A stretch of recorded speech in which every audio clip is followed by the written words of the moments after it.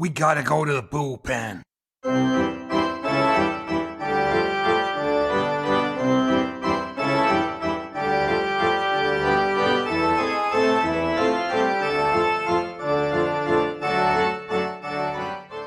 Welcome to the Highland Bullpen, the all-new podcast bringing America's pastime to Scotland's shores. It doesn't matter if you're a Hall of Famer heading for Cooperstown or you're fresh out of the minor leagues. This is the podcast for you.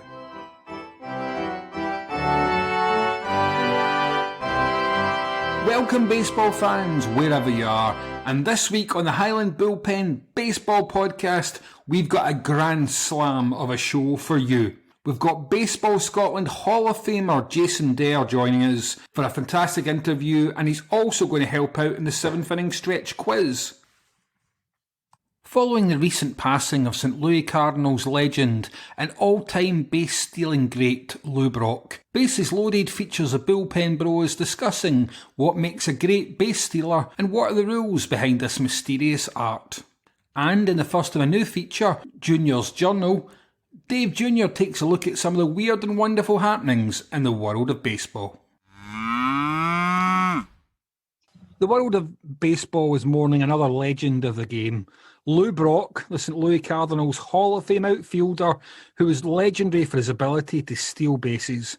Lou passed away at the age of 81, and his legacy is not just incredible all-round baseball talent with the stats to back that up, but he was also the man who broke Ty Cobb's long-standing record of 892 stolen bases. Now, he managed that in 1977.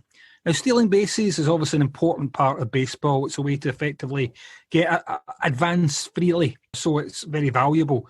Now, the art of stealing bases, when to do it, when not to do it, how it works, that's an area that I, as a rookie to the sport, still need to brush up on. But Dave Senior, you bring a lot more experience, and I think you've got a bit to say about the world of stealing bases. Oh, I do remember seeing Ricky Henderson is the famous base stealer, and when Channel 5 started showing the games in the late 90s, he was getting towards the end of his career. He operated between, I looked it up today, 1979 and 2003. So I think he was in his early 40s by the time, and he was still had the speed.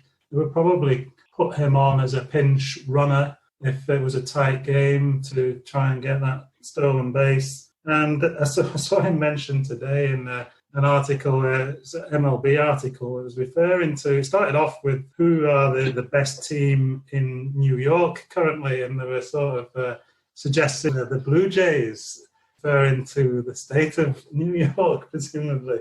Quite mischievous, but quite funny. And they were behind in a game yesterday or the other day, and then they went on a scoring spree and scored 10 runs in an inning, which was the highest number of runs they scored in a decade, almost a club record. And they hit a grand slam, the walks, had everything. And the guy said even Vladimir Guerrero Jr. stole a base. Now, I thought this must be unusual. And he is a big guy. I looked it up. I think he's about 6'2" and 18 stone. So he's not necessarily built for speed. It might be difficult to stop once he gets to his stride. But he further joked saying that he was now only 1,405 stolen bases behind Ricky Henderson. So I presume that was his only one. But it just shows you, I think, that record of 1406, Lou Brock is next with just under 1,000. So this guy, Ricky Henderson, was absolutely phenomenal in the art of stealing bases.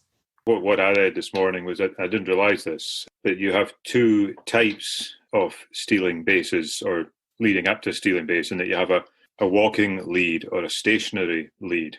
Every time I've seen somebody try to do it, they've sort of ran on a few yards and stood there, then waiting for the pivotal moment at which they're going to try and steal the base. But Lou Brock apparently was a walking lead to steal a base, so he would actually start walking. And the reason he would start walking, it might be similar to the chap you're talking about there, was that he was of a build. I think he was quite tall. So the view was that he would be able to accelerate into a sprint better if he was starting walking rather than being what I'd have considered the more traditional stationary So you walk 2 or 3 yards and then you go and do the stationary bit. So that was interesting to me, particularly when the guy is, second in the all-time list.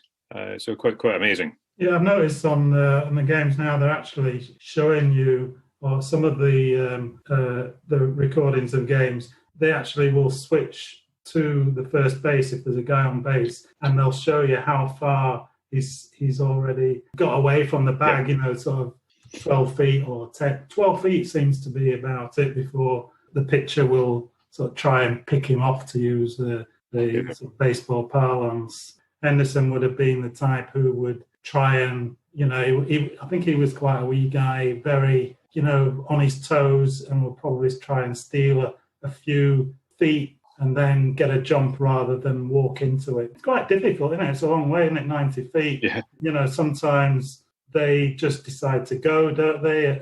Depending on the pitch count and the situation of the game. Other times they're just looking for not exactly a wild pitch, but an opportunity to steal a base at when they think it's appropriate. Dave Jr. Yeah, I've always found it really fascinating. I think it's definitely one of the more interesting parts when you're watching a baseball game. Whenever you're watching, I think stealing bases it knits a lot of moments together in baseball, or the potential to steal bases. You've always got, I'm sure that every team's got one or two guys that probably excel. I know that the White Sox are looking at maybe Tim Anderson and Lewis Robert, who are, again, speed merchants, really, really quite good, quite nippy, and they tend to find themselves on first base anyway. I love watching it happen. I love watching them just edge their way. Again, there's something fantastic about watching a guy on first, second, or third base waiting to receive the ball so that they can tag them. But there's just a couple of points about stealing bases which it's not that they don't sit well with me, it's just that I don't understand them, if I'm being honest. So again, when you can and can't, because it also seems like if you need to tag someone, would that be right? If you are trying to catch someone out, do you need to tag them? You can't just, let's say you're in second base and the guy's running from first base, you need to tag that runner. It's not just about having your foot on base and receiving the ball. That's true. I think there's a difference between not just stealing bases, but a force out. When the guy is forced to leave the base because he's on first base, the guy gets a hit. So if he is forced to move to the next base, then to be out, you just have to catch the ball and step on the bag. You don't have to tag him out. If the batter decides to advance to the next base at his own risk, he doesn't have to. He's not moved on by, a base runner behind him. Then I think he needs to be actually tagged out. Again, it's something that is quite interesting. I know we like to bring things back to football and Scottish football as well. In the last few weeks, I've noticed quite often that they'll go to New York to make sure if there's been a tag, they'll go and sort of marry up two different video angles to make sure that the guy's foot or the tag that have happened at exactly the same time. So you'll have two videos from completely different angles. They'll marry up the timestamp. They'll go to New York to perhaps get a VAR, a third opinion, and take it from there. But I think that's quite an interesting use of the videos as well. I mean, quite often, a lot of the calls go against what you would think. Perhaps it's not just in football that there seems to be a lot of controversy around video assistance. I think the traditional sort of bang-bang plays, they sort of, if they arrive at the same time, should it favour the runner? But, now, of course, with replays and that doesn't tend to happen. He's either in or he's out. But yeah, stealing a base, you're stealing second, third base, or even home. I don't know whether that happens so much these days, but Jackie Robinson, I think, was one of the guys who would steal home base. But you've got to stay on the bag, haven't you? It's not like first base. If you get a hit, you just have to touch the bag. You can run past first base. But if you're stealing or going to second or third base, you have to actually be on the bag. If you move off the bag, and you can be tagged out. Yeah, it was interesting when you talk about stealing third or stealing home, because I think I've seen some of the iconic video of Jackie Robinson stealing home. A couple of things I found out when we were having a wee bit of research for this. So stealing third is logically easier than stealing second. One of the issues with stealing third is that there's a question as to why you would bother trying to steal third, because you're effectively in scoring position. So the reason you would potentially look to steal it, I guess, would depend on the score of the game or what the nature of the game was at that point in time. If you're in scoring position,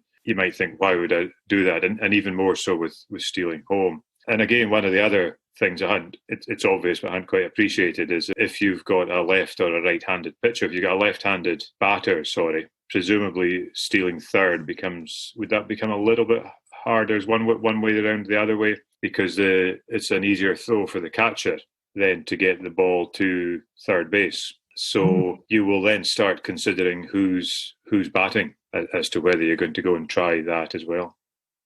It's such minute distance, isn't it? So any advantage or disadvantage, I think that it would be a crime, wouldn't it? Seen as a crime in a close game if you were trying to steal third base and you were caught out there. Yes. Especially with 2 outs, something like that.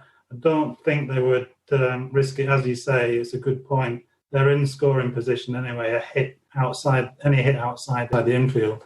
And you mentioned there, Dave, round about the notion of you're allowed to come off the bag a bit at first base. So you mentioned, I think, about 12 feet there, about 4 yards, 12 feet. Does that tend to be how far they come off? Well, that's how far, I think, when they're trying to steal second, that's how far I think they feel as though they can get a jump on the pitcher without the pitcher actually thinking, well, he might be getting signals from the catcher. Say, yeah, you need to try and pick off this guy. He's encroaching too much or getting too far away. If you're getting a hit and you run into first base, then the other point I was making was to earn first base, you don't have to stay on the bag.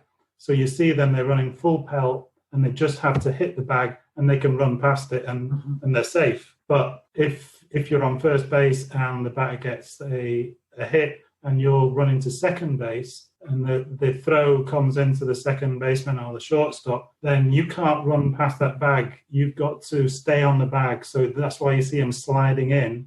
You don't see them sliding into first base. They run past it at full pelt, if you see what I mean. Yeah, no, that makes perfect sense. And I guess if you're taking that risk coming off the bag, say 12 feet or whatever in first base, you can be out a number of ways. The pitcher could be just so quick that he gets the ball over to first base before you can get back to first base.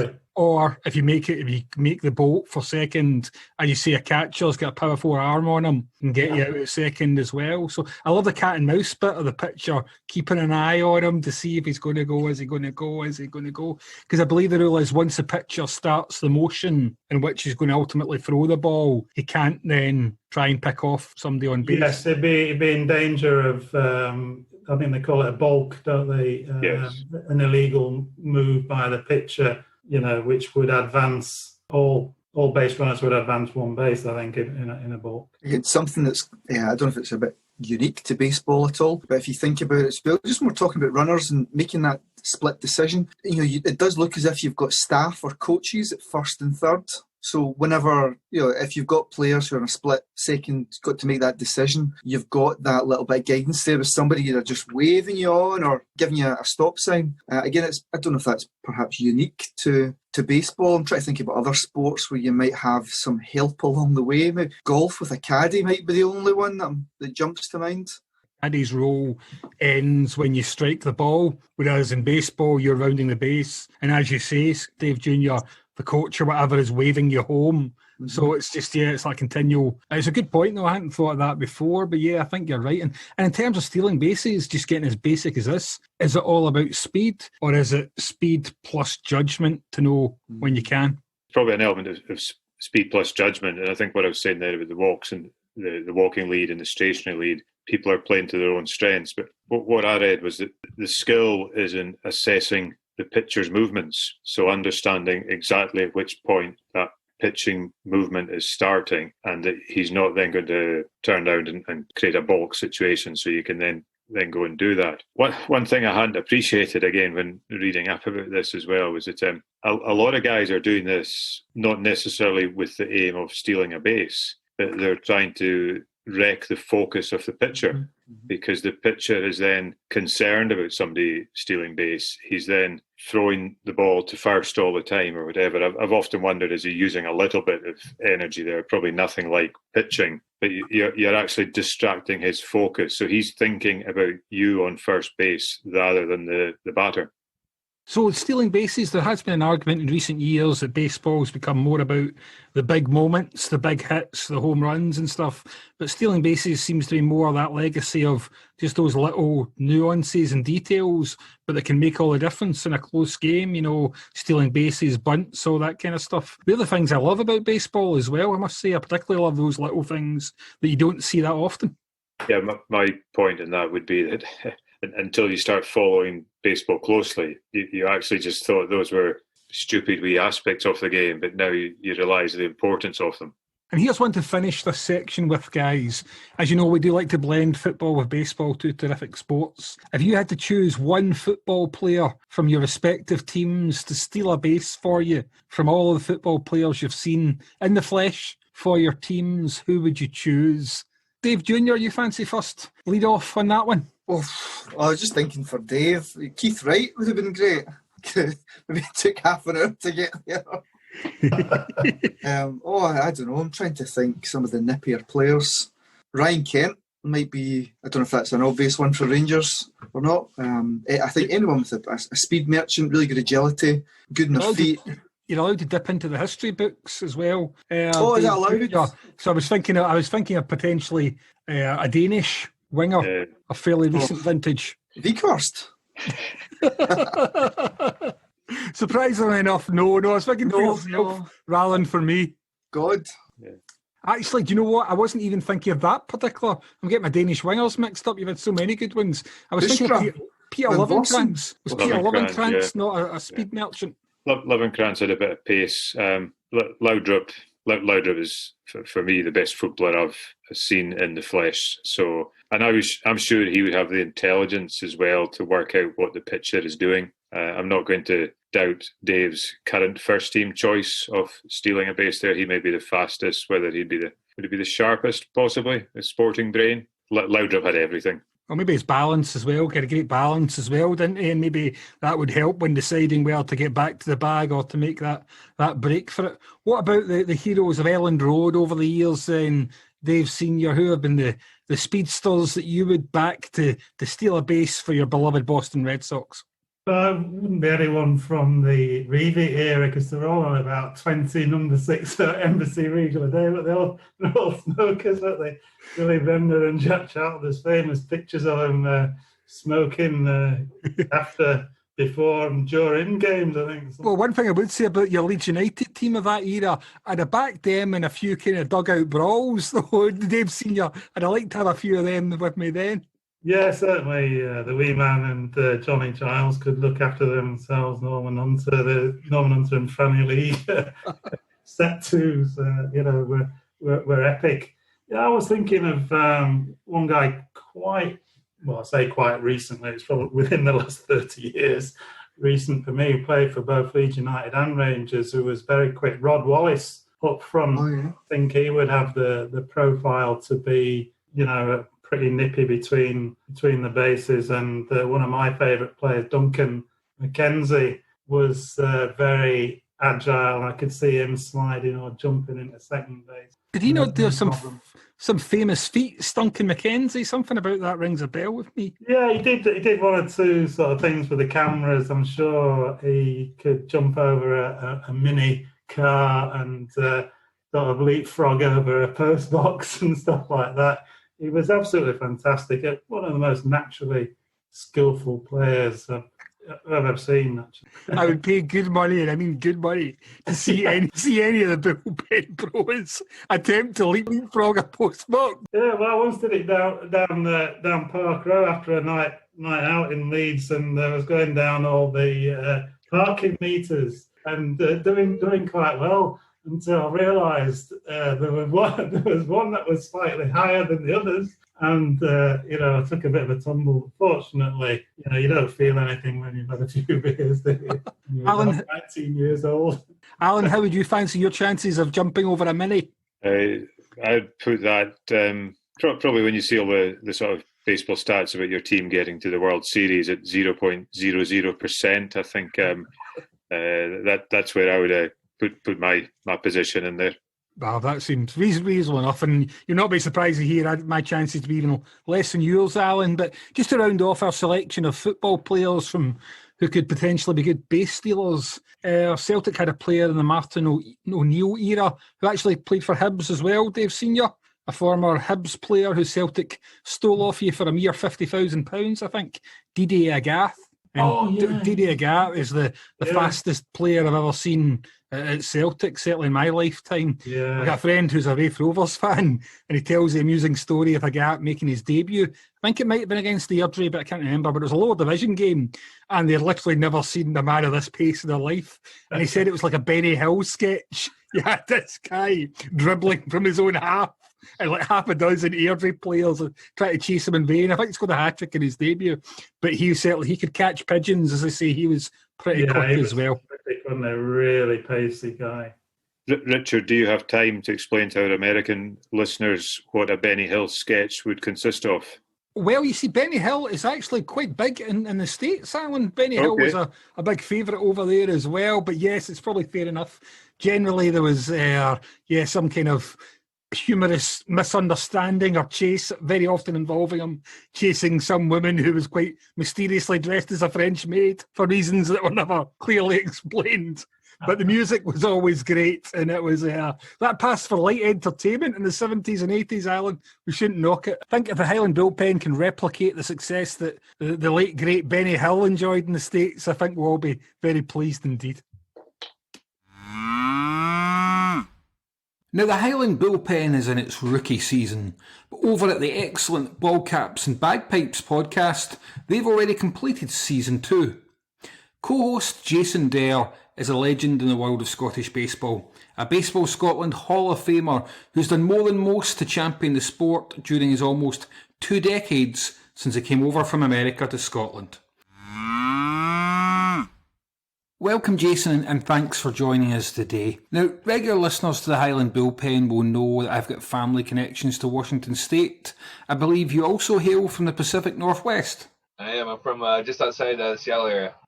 That obviously explains why you're a fellow Mariners fan, Jason, but I believe you've got connections with Portland as well. So I went to school down at Oregon State, so I was down in Corvallis, which is about an hour and a half south of Portland. So what first took you from there to this part of the world then, Jason? Literally, the dot-coms crashed, and there was just no work, and I was on a 2-week holiday, and 17 years later, I'm still here. And what were you doing before that in the States then, Jason? So you guys are old enough. You'll actually probably remember this. I get a lot of the younger guys that are like, the Real Player? No, I have no idea what the Real Player is, but I used to work for Real Audio, and the Real Player were the first people who did streaming sports content. So funny enough, my first job with them was listening to baseball games. Nobody else wanted it because the hours were terrible. And so I used to come in at 3 o'clock in the afternoon and listen to baseball games all day. The great job for a baseball fan. The journey from there took you to Scotland. So what year did you arrive in Scotland then? 2003. And how long were you planning to stay for at that point, or was it just see what happens?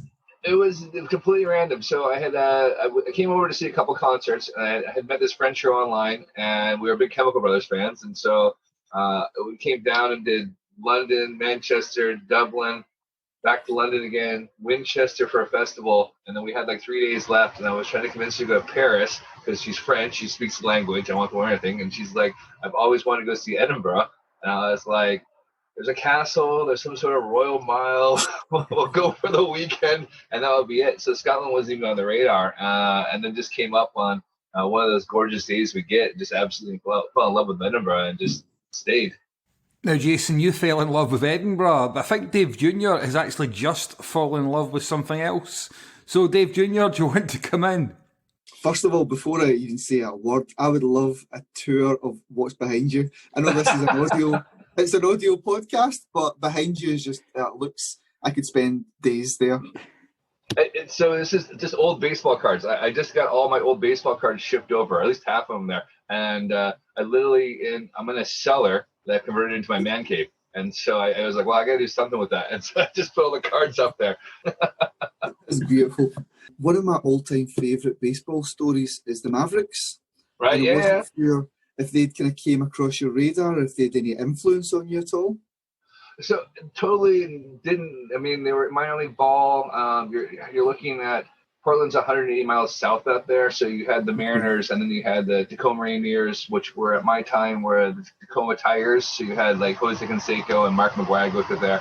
And then, funny enough, it turns out when I went to uni, I didn't realize this till later. One of the girls I know, her dad was on that club for many years. So they were like, he pulled out all his stuff and showed her. I was like, yeah, I played in this independent baseball team in Portland. And I was like, you never told me your dad played baseball like that. So, but I mean, what a cool connection that Portland had to that. And, you had the Bat Boy and becoming a critically acclaimed, film producer there. I mean, I had no idea, Kurt Russell's dad was the owner. Kurt Russell played for a season. I mean, it was a lot of fun. Taking it back even a further step, how do kids in America get into baseball? Like over here for football or soccer, it's perhaps second nature for kids.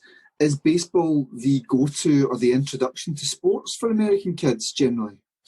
Funny enough, football is usually the one you get started there. And everyone plays football. I played 8 years of football before I grew out of it.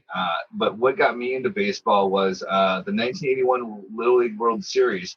The team that won it was literally 5 miles down the road from where I'm from. So I was overwhelmed by it. These guys had TV exposure. These guys were rock stars because it was the first time they had won the Little League World Series in like 5 or 6 years. And I was just like, wow, these guys are just literally just down the road. I can go see these guys and watch them play. And they had won the Little League World Series. If you can find it, ESPN did a documentary on it, and they kind of went back and talked to those guys on there. I'm pretty sure it's one of those 30 for 30s. That's such a good series. It really helps me learn a bit more about American sports as well. Just on that note about growing up as a kid and trying to get into baseball, if you were a Scottish kid trying to get into baseball, are there ways that they can, a good pathway at all for kids, or is it still really tough? It's really tough. So what usually happens, and it's happened to myself there, is you get someone that plays, then they have children, and then they try to get their kids involved, and you may get 3 or 4 kids involved, and you're kind of like, well, okay, we can kind of do it, and then it usually falls apart because you just can't get enough people to get a game. So it's a tough one. You need people to volunteer for it, and that's always the struggle, is getting people that are willing to put in the time. And then, of course, you do it over the summer, and there's summer holidays, and people go away. So, during school time, even in spring, it's tough to get kids involved because, we always put on free tasters, but since it was free, we found people actually showed up less than when they paid because it was free. They didn't care if they missed it or not. Are there any things even like batting cages available in Scotland where, for people just to try out, let alone, adults or kids? No, I think down south, there's definitely a few places to go. We have plans to do so in Edinburgh. We were trying to get something involved, but it really just comes down to funding. That's always the hardest bit there is we've got a piece of land out here that we can actually do stuff with, but to actually get a cage that people come on down with, you're still probably talking, cost you about 5,000, 6,000 pounds to get something like that. Wow, okay. So it's not cheap. I mean, we're lucky enough that we have a pitching machine that we got a grant for 10 years ago that we can use, but actually just getting something built just net-wise adds up. It's not like you can take a cricket net and put it up there and kind of use the same thing. You still have to put the back end of that. But I mean, it made a huge difference to get that, because that's the hardest thing there is people usually are so late to the game that you spend so much time trying to get throwing up to speed there, and then to actually learn how to throw batting practice. That's always the toughest one. Have you had a chance to go to a cage and try it yet? No, that would be my next question if you'd had something. Can we have a podcast day out? Well, if you guys come down to Edinburgh, I'll set you guys up, and you guys can go do batting practice one time. Oh, gladly. Jason, I have to admit, when I was over in Seattle before, outside the game, there was this setup where you could try pitching. It was like sort of measured your pitching speed or whatever. And I will never admit how low my best pitch was. There was like little girls coming by and hurling them quicker than I did. So I'll have to do a bit of work on my pitching arm. But it was a lot of fun trying. Yeah, it's funny when you see those things. They raise the speed up there, so it make you feel better about yourself. I don't know if you saw the BBC Scotland thing on Sink or Swim about Doogie, who was a stone skimmer. No. So I don't know if it's still on there. It came back on there. So Doogie got in touch with us years ago. He's I think 8-time world champion stone skimmer, and they were talking to stone skimmers that how hard they could throw the stones, and the guy reckoned he could throw at least 80, if not 85 miles per hour. So we came on down and had gone with a radar gun, and I think he got up to 68, 69. That was the most he ever got up there. He came back really disappointed because they all thought they could throw harder than they could. Jason, they're just talking about as a child growing up and playing baseball. Now, obviously, we were at the London series, and one thing you didn't realise until you were there was just the sheer scale of a baseball pitch, how far the mound is from the back, how far back the fielders are. How does that work for little kids learning the game? Is the field scaled down to a certain size? Yeah, so it's 90 feet between the bases and 60 feet 6 inches from the pitching mound to the home plate. For a little league, they start you off at 45 feet, and the coach usually pitches. I think you're about 9 or 10-year-old before you finally actually have somebody pitching to you that's not the coach. And then it scales up. Once you get 12-year-old, they go to, I think it's 80 feet long, and then at 14, you're playing full at that point in time there. So you slowly, gradually move into the distances there. Because, it's quite a big jump at first. So I guess, Jason, for you and for the long-standing members of Scotland's baseball community, it's about encouraging children, the next generation, to take part, but it's also about encouraging adults of any age to give baseball a try. So, we're always just saying people come down there. We get a lot of people. I used to stop a lot of people on the street when they were wearing various team hats and say, hey, are you interested in playing baseball or not? If you look at what's going on Twitter there, there's, a good 2,000 or 3,000 people that use that. And most of them haven't actually played there. And you're probably sitting and go out there, and they're so worried about trying to be at least decent when they go and they start things out. And I always tell my new guys, baseball is a game of failure. If you fail 7 times out of 10, you make the Hall of Fame. So, you just have to kind of just go, you're going to fail, and you're going to fail a lot. And you just have to keep sticking with it. And once people kind of get that in their head, they go, okay, great. I'm not going to go 4 for 4 every day. I'm going to have these rough days there. They usually stick around there, but I guess it's one of those things that you're not used to failing so much, and and for a whole day, and you say you go 0 for 4, you're gonna go home and go, I didn't have a good day because I didn't do well at plate. And those taster sessions, Jason, where do they take place? Are the certain venues for the taster? So each team runs their own. Like I said, with Edinburgh, I think they're training on Fridays and Sundays, and it's just you just need to go and go down there and show up. I know Glasgow just did some training sessions with 16 and unders. They just started that, and I'm not sure what Aberdeen's doing at the moment. But literally, it's just open to anybody. You just show up. If you don't have a glove or boots or anything, it's fine. There's always someone that can provide you with something there. We're just trying to get people out the field and get to go. You already have an interest in it, so you might as well just come and play it for fun. Now it's much easier. When I came in 2003, we were watching games on Wednesday and Sunday nights, and that was it. So, I think we are living proof that people can develop an interest in baseball, and actually, when you find baseball, it's a fantastic second sport for a lot of people in this country. But I think we'd all urge everyone to give it a go in whatever way you can. And as you say, don't be scared if you've never played the game before. Just go down there and take part. Yeah, absolutely. Like I said, at least you just go for the banter. There'll always be somebody that will give you a hard time about your team. As long as you're not a Yankees or Red Sox fan, you're okay. Well, as we go on, we'll reveal that will be a problem for one of us, but we'll narrow the field down. It's not Alan. Alan, you're going to come in. And just chatting there, Jason, about the Little Leagues and the taster sessions. Can you tell us a little bit about the full Baseball Scotland League? Because one of the reasons the 4 of us are close is we just love going and watching sport together.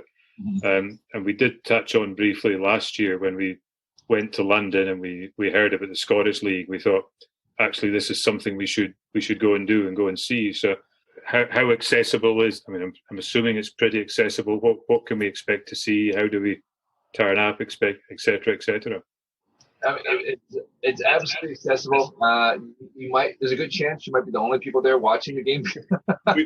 We've been to football games where that's pretty much happens. So there's random football to be had. We've managed to do that, so we're happy to do that with baseball as well. Yeah, We've had times where we've had, close to like 50, 60 people that show up, usually for like a 4th of July weekend game. We throw a big barbecue, so we can invite all the old timers on there. Yeah. Unfortunately, Scottish government guidelines won't allow anyone to train at the moment, or there's no games right now. So I think they're only allowed 8 people on the pitch at the same time right now. So as soon as that eases up, then they can start doing something. But I mean, we always make sure that if you want to go down, we do the best to update. Let you know the games are on every Sunday. They're usually at 1:00. There are 2 teams in Edinburgh, 2 teams in Glasgow, 2 teams in Aberdeen, and there's a team in Dundee Capeport this year. And so I know they're all itching to get on the field and play some baseball. The Capeport teams were going to be new this year, and they were doing that. So they might still probably get the game or 2 in there. And it'd just be a friendly game just to kind of get guys out there, because it's been so long since people have been on a train that you don't want to get anybody hurt. So that's the problem there, because we normally start training in January despite the weather, and then you start your first game in April. I presume that's the Baseball Scotland Twitter feed would keep us up to date with what's going on. Is it a particular league Twitter feed? Yeah. They usually put stuff on. It's probably Facebook. There's the website that's on there as well. It's just baseballscotland.com. So they do the best to keep up there. You can, if there's a team in your area, it definitely is more teams. Some teams are more active on Facebook than others. Most of the teams that are in the Scottish League will be active on Facebook and not Twitter. But then if you want to follow MLB, everyone's on Twitter and not Facebook. So you're kind of stuck between both platforms. Do the Scottish baseball teams have any allegiances to anything across the waters, or do a few of the players or fans gravitate towards certain teams? It really comes down to where people have gone on holiday. So we'll find there's always a lot of Blue Jay fans. There's always somebody that has Scottish relatives that live in Canada.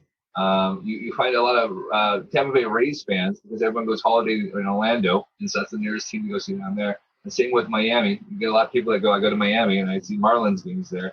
And then, of course, you'll have, the Mets and the Yankees, because you go to New York and go see a game for the first time there with Boston. So when you start going towards the Central and the West Coast, it's usually because they've been traveling or they have sort of some connection to it. Because I'm running the Mariners UK Twitter, and I'm always like, how did you guys become Mariner fans? I mean, for me, it was easy. It was on my doorsteps. It's like, you're pretty hardcore if you get up at 3 o'clock in the morning to watch a game for 3 or 4 hours. And just to go through our allegiances as well there, Jason, I'll say I'm a fellow Mariner like yourself. Dave Jr. is a White Sox fan. Right. Alan is a Detroit Tigers fan. And again, it's a lot of that has to do with the first place to visit in the States, I think, as well. And get ready for the pantomime boos here. Dave Sr. is a Red Sox fan.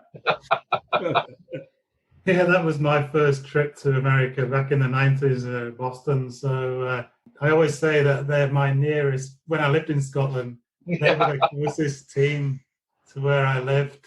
You know what? I have nothing wrong with like Red Sox and Yankees fans. The more everyone gets winded up there. I mean, I went to Fenway it was my dad's 70th birthday, and I had scheduled it because I got a 12-hour layover, and I got to go to Fenway and catch a game during that layover. So, Fenway is an amazing place. There's so much history to go behind that there. So, but you just kind of had everyone kind of jump on that bandwagon in about 2004. It's just kind of gone there since. Yeah, well, I started supporting him in the 90s, so... He's always keen to get that in. Yeah, you might have a different perspective on this to us, Jason, when you're obviously stopping people in the street and asking them to come for the taster sessions and get involved in baseball. But as newbie baseball fans who've, on the majority, not chosen the big teams, when we walk along the street and we see somebody in a Yankees cap, we just sort of think they've just been to New York. They probably don't even know it's a baseball cap.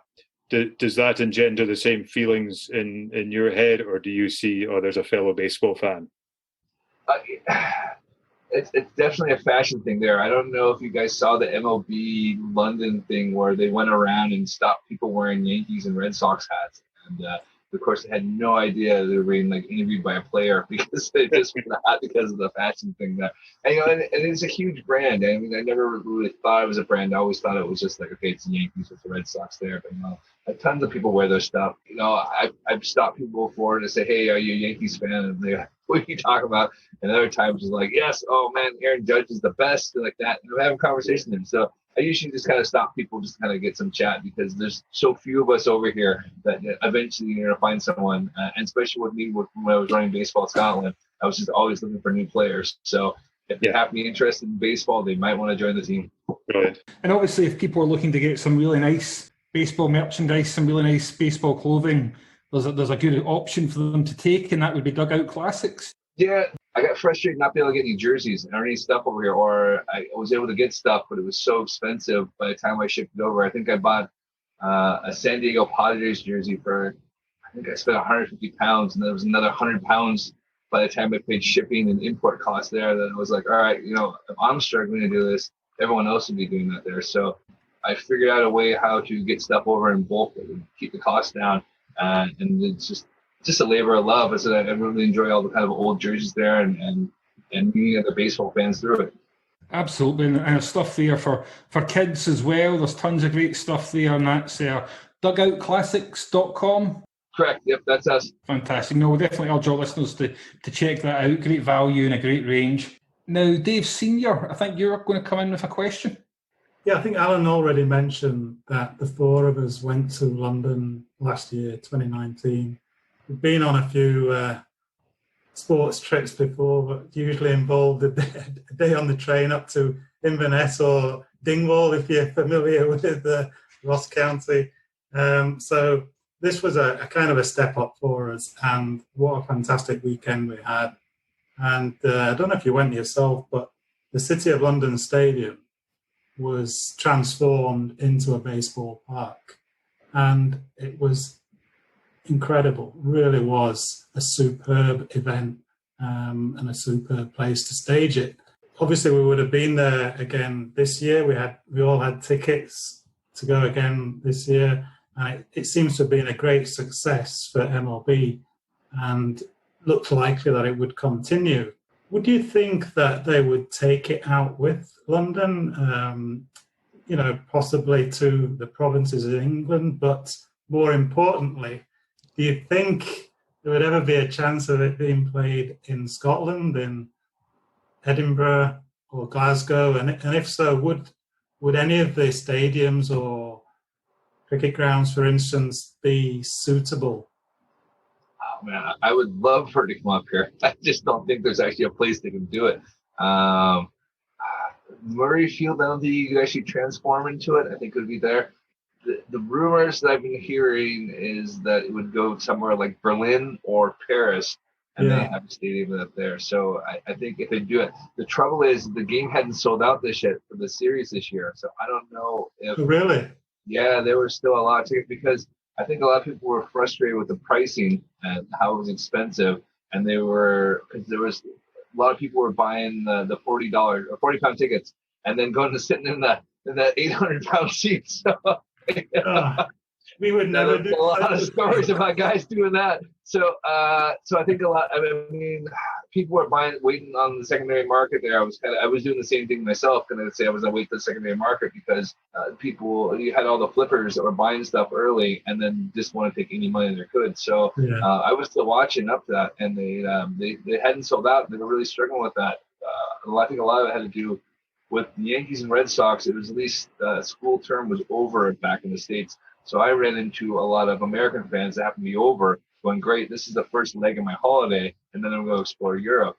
Whereas this one there was still about 2 weeks left on schools. So I don't think people were taking their kids out the last 2 weeks of school to go and start a little bit early there. So but it's interesting. I was watching my eye on it to see if they would do that or not. I would love for it to come over this way again, but I don't know if they'll actually do it or not.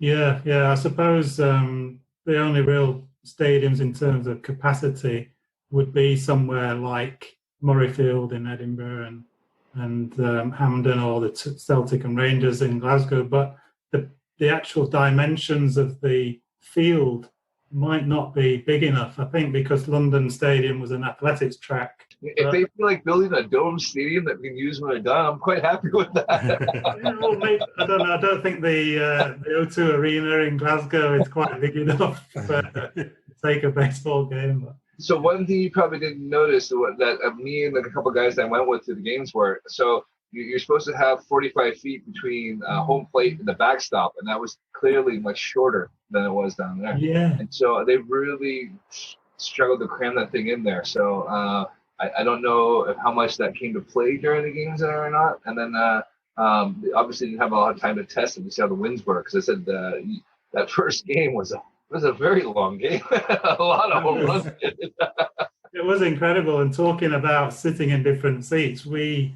managed to upgrade ourselves because people obviously, it was sold out, I think, but people, because the game was going on for nearly 5 hours, they were leaving, and we said, well, why don't we go for a wee wander and see? But it was an incredible experience. And so, Jason, do you think, you talked about kind of Paris and Berlin, you think MLB is really serious then about that European expansion? Because you keep hearing that possibly the fan base in the US might be declining a bit as time goes by. So do you think they really see Europe as kind of fertile ground for expansion? I think they've looked over at what the NBA and NFL have done, and they've gotten their footholds in there. I mean, they've been talking about having a game over here since at least 2006, I remember. So to see it actually happen was amazing. The thing is you look at UK baseball, and it's a very small compared to when you go to Europe. I mean, you head over to the mainland, and baseball is big in Italy, Germany, France, the Netherlands. So it's much bigger over there, and I thought they would probably go that way to see if they expand. Funny enough, I was watching a game in Germany because I met one of the coaches, and they actually have like live TV for the highest level of their baseball games there, and it's actually of a really good standard. So you've obviously experienced Scottish life for 17 years, and you've got the four of us getting into baseball and picking up a bit on American sports. Have you, in your 17 years, experienced the wonders and beauty of Scottish football? I do. Right. By default, I'm a Greenock Morton fan. Okay.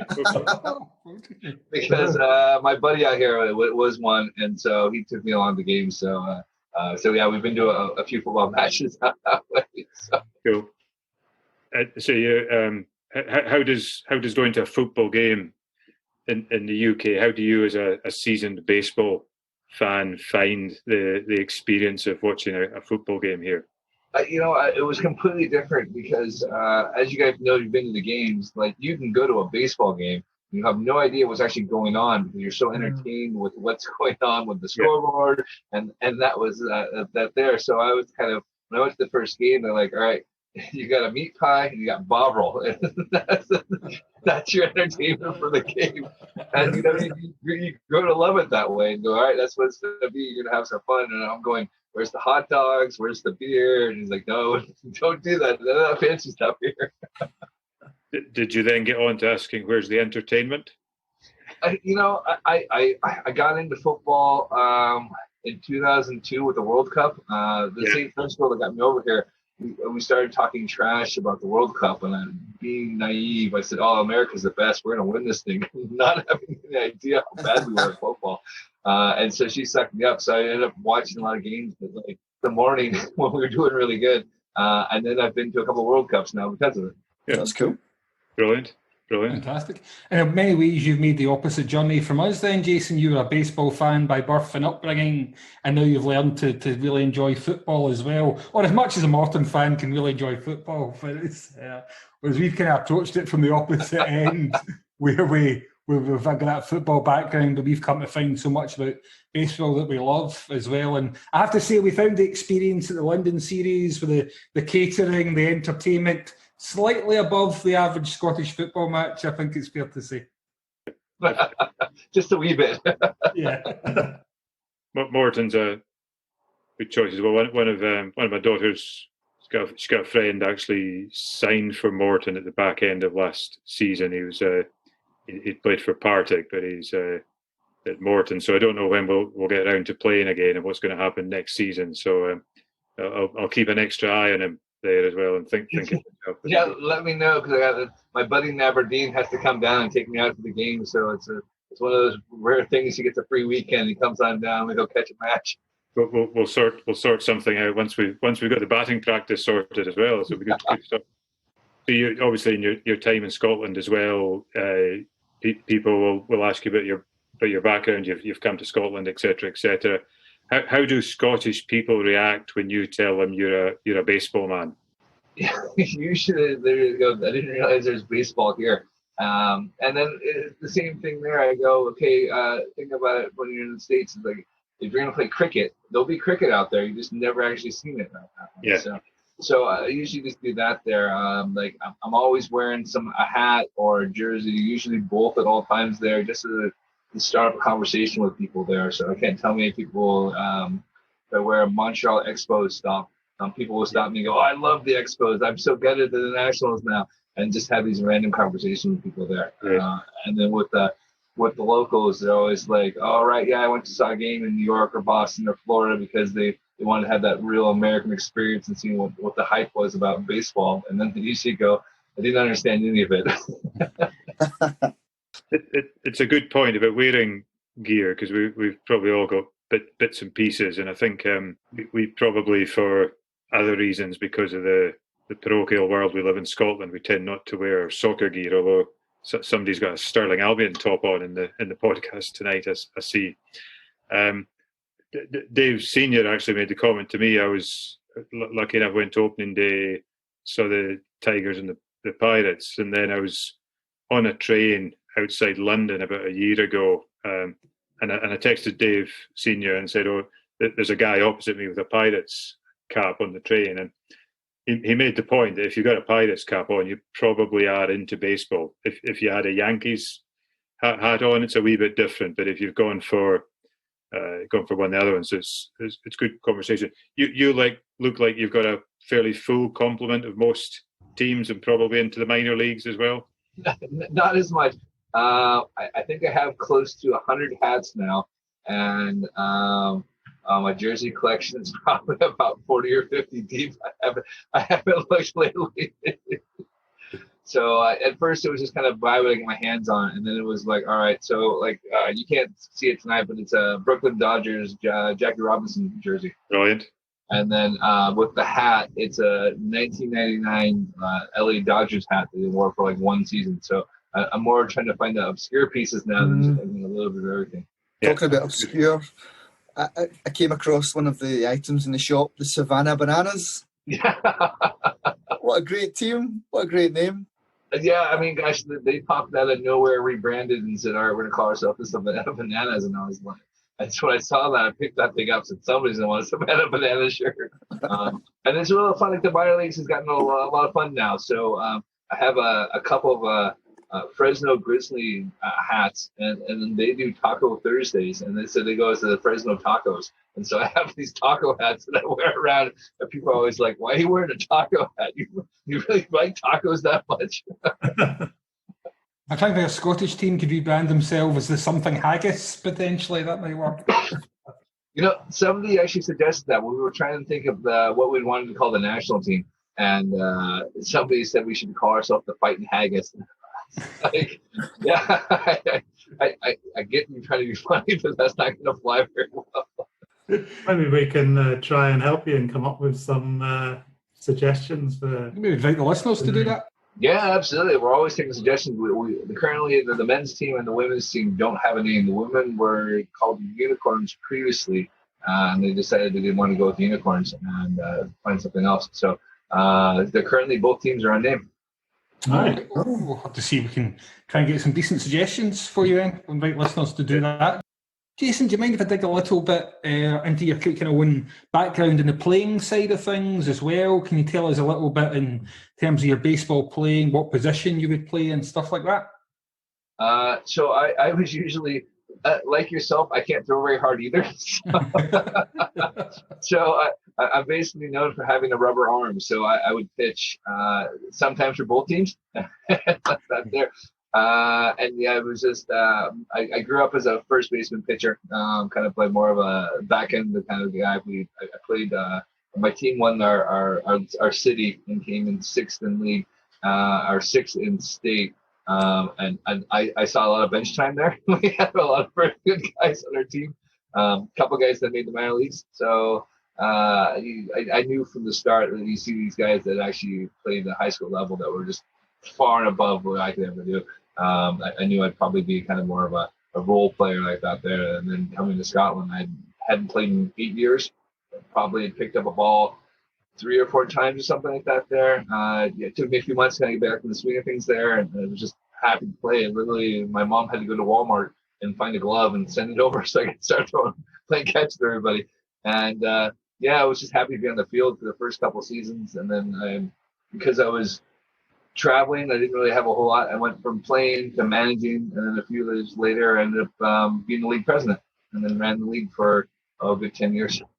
One thing I wanted to ask you was, as football fans, we grew up and you'd find one player as a kid and they became your hero, but usually the star player of their team. Did you have a hero, a baseball hero growing up? Oh, absolutely. There's quite a few. So probably my first one was Mark McGuire, because he hit 49 home runs in '87. And it was just I was starting to watch a lot of baseball then. And then I was lucky enough to watch Ken Griffey Jr. for quite a few years with the Mariners. But my favorite player was probably Tony Gwynn for the Padres, just because he was just probably the best pure hitter I could ever seen. He wasn't getting a whole lot of home runs, but he would bat 370 with no problems. So if you can hit 370, you're doing something right. Some great names in there. And in the present day MLB, then, Jason, from your very much expert view, who are the best players in MLB at the moment? I think you say Mike Trout, hands down. I mean, you can't really argue. I mean, he's putting up one of these seasons, or not season, one of these careers that you just have nothing comparable to. I mean, you look at Mickey Mantle and Babe Ruth and Ken Griffey Jr. and you're talking about top 10 guys. Willie Mays, same idea. So yeah, Mike Trout. I really like watching Shohei Ohtani. I like the fact that he's pitching and he's hitting. That takes a lot of talent there. But yeah, the baseball level is so much higher than it was back in, say, the 80s and 90s when I started watching. We always had guys that were really good, and then guys who were on the field that maybe hit 200, 220, and now you see everyone hits 250 and they all have power. One last point on that then, Jason, can I ask you, the current season that we're going through at the moment, which obviously is unique, the 60 games, and what do you make of that in terms of, will the World Series champions be legitimate? And do you like the rule now, the designated hitter rule, being across both leagues, or did you like to see pitchers having to hit? I think it's a funny one. It's going to be legitimate. I think whoever wins it, whether it's the Mariners, the White Sox, or the Tigers, you got to take it while you can. You take any championship you can hang up in there. It's just to be one of these asterisk seasons. You just kind of go. It is what it is. You can't take it away from the guys if it's in 60 game or 162 game season. I'm more of kind of curious about how it will work if anyone hits over 400, and that's the one that if they count that as a 400 season or not, because it's so short. This is a bit of an in-joke here, Jason, but the guys and the listeners will get this. Dave Senior, can you think of anyone who's hit 400 in history, or the most recent one to do that? What's anyone from the Boston Red Sox in the 1940s? All-time favourite, Ted Williams. Yeah, because Dave Senior's the most knowledgeable amongst us, Jason, he does the quiz that we do every show as well, and you'd be amazed how many questions you can ask where the correct answer will turn out to be Ted Williams. Hey, thanks for joining us on the Highland Bullpen. We're also featuring on all the usual social media channels, Twitter, Instagram, and Facebook. Just search for the Highland Bullpen.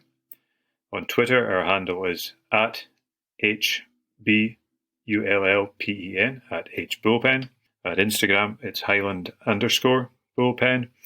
And Facebook is quite simply the Highland Bullpen. We've also got our email address, highlandbullpen@gmail.com. We really appreciate those of you who've got in touch, asking questions. We're here to learn ourselves, and we're here to help you guys learn as well. So feel free to contact us and follow us on any of those channels. Thank you.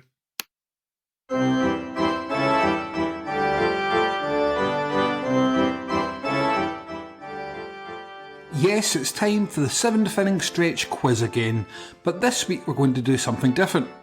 It's not every week you get to have a Baseball Scotland Hall of Famer on board, so rather than the bullpen bros competing against each other, we're going to test out Jason's knowledge of baseball trivia.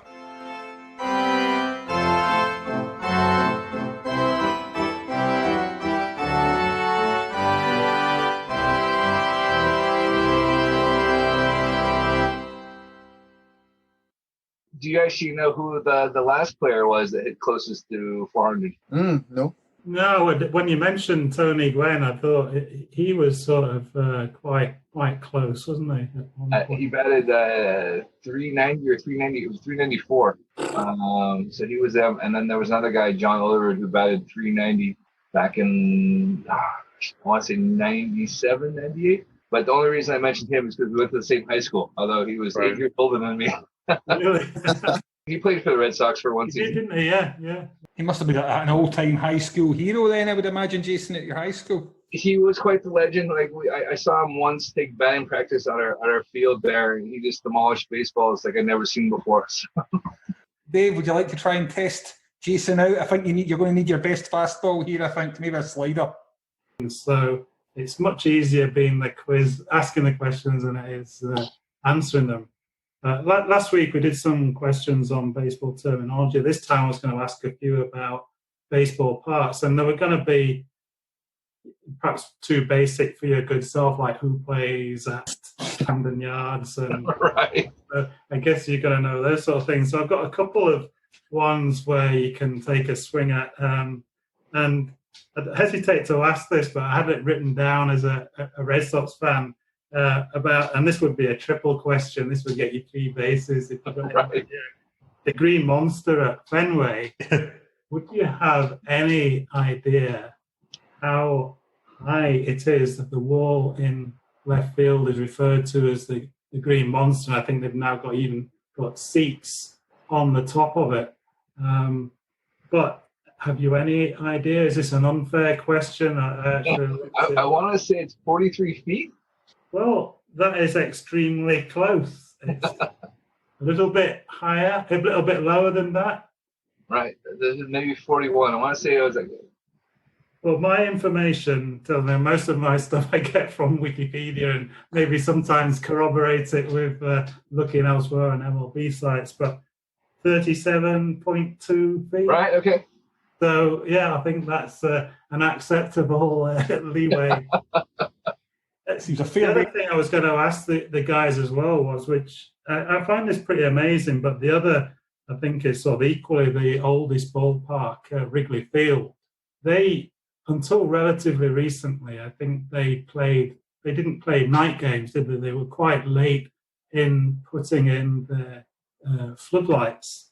So, again, would you have any idea as to when they finally switched them on and had their first night game at Wrigley Field? And how many bulbs are in? So I definitely know it's 1988, and I want to say it's like June 25th, 1988. Oh, wow, I didn't actually put down the date, but yeah, 1988 is spot on. Yeah. I didn't expect anyone to know the actual dates, but Yeah, no, because I've used that for my history thing. So I've used that one before because, really? and I know it's just come up recently, so I can't remember if it was in. Was it something to do with the centenary year or something like that? No, it was the residents didn't want lights on at night because have you guys been to Wrigley? Haven't you been to Wrigley yet? Yeah. Yes, I've been there, yeah. All right. So previously you had all the residents living there, and they didn't want any night things going on there. So it took them a good 10 or 12 years of legal battles to finally be able to get 12 games a year there, and then it slowly increased from there. And of course, now you go to Wrigley, everything's all about being at the ballpark down there. But back in the 80s, you had a lot of drunk people on the bleachers out there, And they didn't really want people spilling out, thinking that if they were there during the day, coming home drunk, if they were there at night, they would be destroying the neighborhood. And of course, it's not the case anymore. But that's really interesting. I didn't know that. I sort of thought that perhaps it was tradition, but it wasn't really. It was down to, they wanted to do it before 1988, but it was the residents who were blocking it. yeah, if you look at some of the older Cubs games, you'll see people taking naps in the bleachers out that way. That's where we went to see the game. We were in the bleachers, and it was really busy. It was an early season game. And I was actually quite surprised. I don't know, I'd heard of the friendly confines. I don't think that's got anything to do with the fans in the bleachers. They were anything but friendly to the opposition team. Were you wearing your Red Sox stuff there? No, I bought a Cubs hat, which I've still got, and Right. I was wearing that. But no, they were friendly enough to me. I got on great with them, but they were actually giving some stick. I think they were playing the White Sox, actually. Ah, yeah. So that would be... And I'm pretty sure it would it have been into the game? Anyway, whoever they were playing, there was the centre fielder who kept making mistakes. Right. And they were really giving him stick. And the one thing that I remember from it, they actually took him out of the game, and they brought on a rookie player. And I heard some of the guys looking at the scorebook, hey, who's this guy? I never heard of him. And then he made a mistake. And then this is where they started chanting, I'm not kidding, Triple A, Triple A. And I thought that was incredibly cruel. I think when you're out in the bleachers, it can be quite rough out there. So, that's why it's the friendly confines out there, because you're going to get heckled pretty good out there. It was fun. It was good fun, right?